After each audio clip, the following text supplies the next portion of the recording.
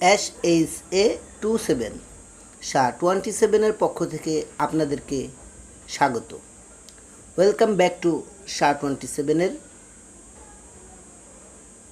এই ক্লাসটি আপনাদের কাছে যদি ভালো লাগে তাহলে লাইক, কমেন্ট, শেয়ার এবং সাবস্ক্রাইব করে আমাদের অনুপ্রেরণা জাগিয়ে দিবেন।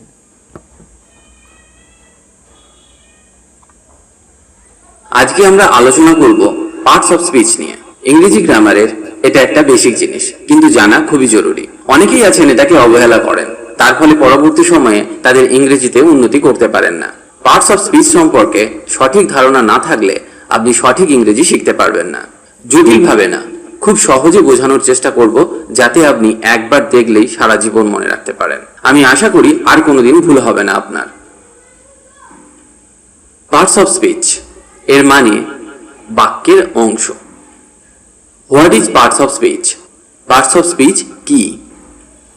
যে শব্দগুলি দ্বারা বাক্য গঠিত হয় সেই শব্দগুলিকে ইংরেজিতে পার্টস অফ স্পিচ বলা হয়।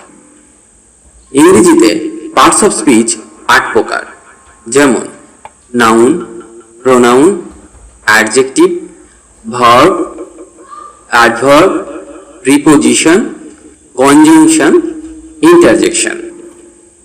বাংলায় এদেরকে বলা হয় নাউন।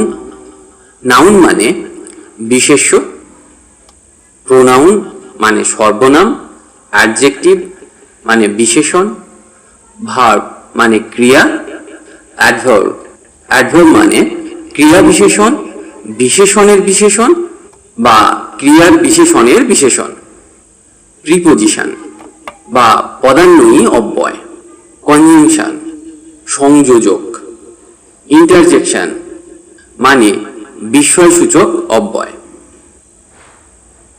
নাউন যে শব্দের দ্বারা কোনো কিছুর নাম বোঝায়, যেমন ব্যক্তি, বস্তু, জাতি, শ্রেণী, স্থান, কাল, অবস্থা, গুণ, দোষ ইত্যাদি বোঝায়, তাকে নাউন বলে। যেমন স্টুডেন্ট মানে ছাত্র, ডে মানে দিন, লেবার মানে মজুর, ক্লার্ক মানে কেরানি, ট্রি মানে গাছ, টেম্পল মন্দির, এগুলি সবই নাউন। এবার একটা উদাহরণ দেখা যাক। রহিম প্রতিদিন সকালে হাঁটে। রহিম ওয়াকস এভরি মর্নিং। রহিম ওয়াকস এভরি মর্নিং। এখানে রহিম হলো নাউন। তবে নাউনের আরো ভাগ আছে, সেগুলি নিয়ে আমি পরে আসছি।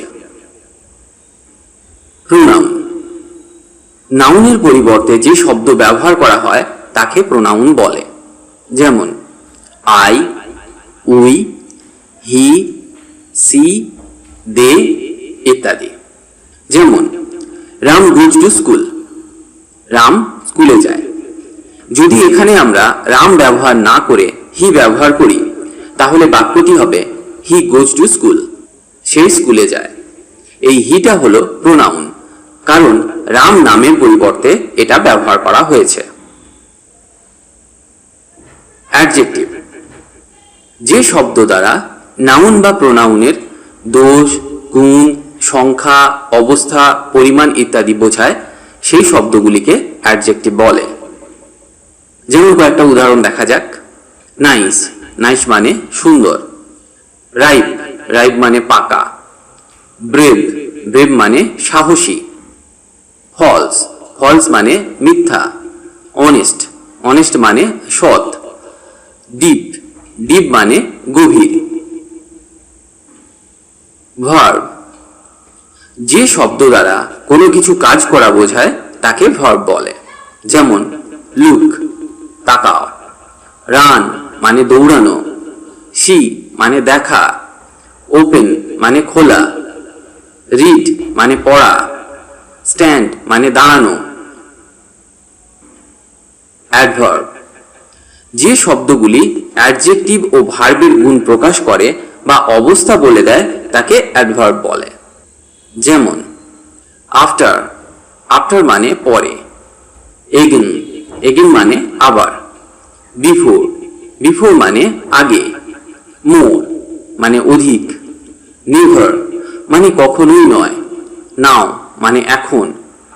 এগুলি প্রত্যেকটাই অ্যাডভার্বের উদাহরণ। প্রিপোজিশন, যে শব্দ নাউন বা প্রোনাউনের পূর্বে বসে ওই নাউন বা প্রোনাউনের সঙ্গে বাক্যের অন্য শব্দের সম্পর্ক বুঝিয়ে দেয় তাকে প্রিপোজিশন বলে।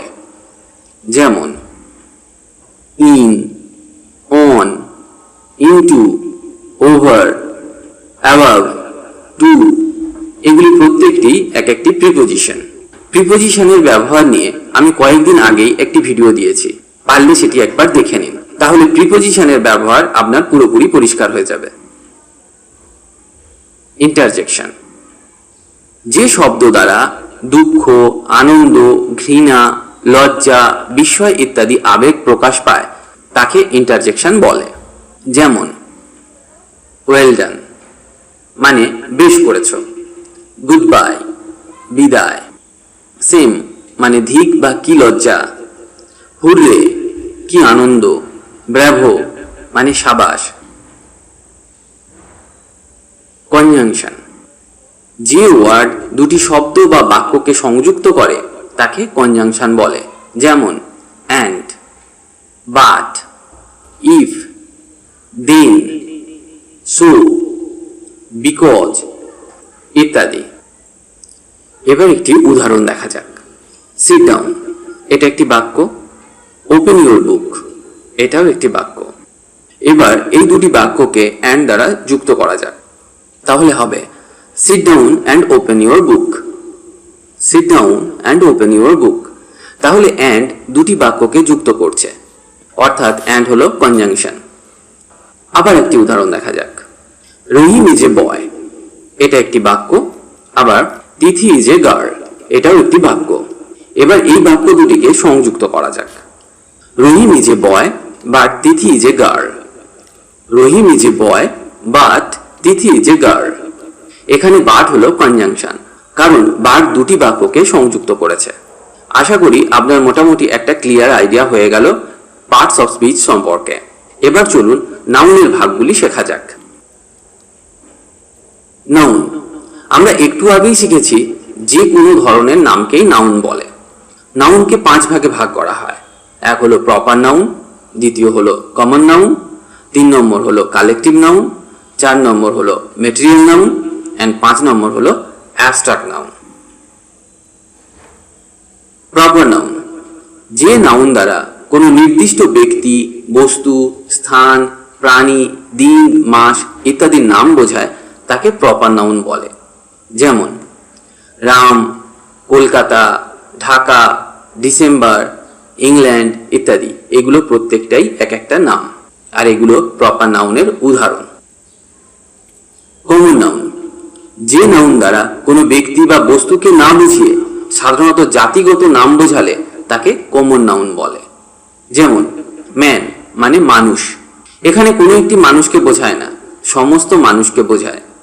বুক মানে বই, কোনো নির্দিষ্ট বইকে বোঝায় না, প্রত্যেক বইকে বোঝায়। যেমন গীতা, বাইবেল, কোরআন, এগুলি নির্দিষ্ট ধর্মগ্রন্থের নাম। কিং, কিং মানে রাজা, যা সমস্ত রাজাকেই বোঝায়।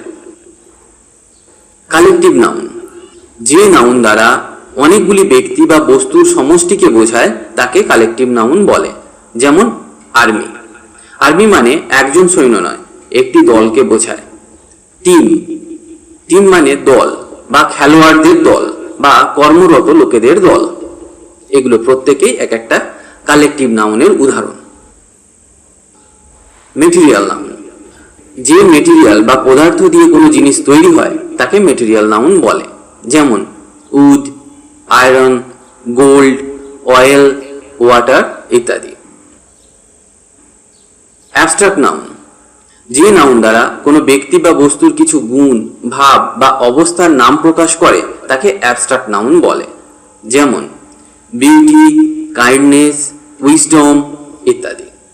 আশা করি আপনার কাছে নাউন ক্লিয়ার হয়ে গেছে। এবার চলুন প্রোনাউন সম্পর্কে শেখা যাক। প্রোনাউনের 4টি রূপ আছে। 1 নম্বর হলো পার্সোনাল প্রোনাউন, যাকে বাংলায় বলা হয় ব্যক্তি বা পুরুষবাচক সর্বনাম। আবার ইংরেজিতে 3টি পার্সন আছে। এক হলো ফার্স্ট পার্সন, যার উদাহরণ হলো আই, উই ইত্যাদি।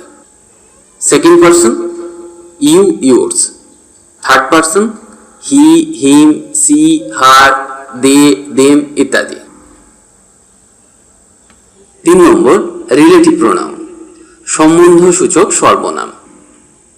যে প্রোনাউন দ্বারা বাক্যের মধ্যে আগে ব্যবহৃত নাউন বা প্রোনাউনের সঙ্গে সম্বন্ধ তৈরি করা হয় সেই প্রোনাউনকে রিলেটিভ প্রোনাউন বলে।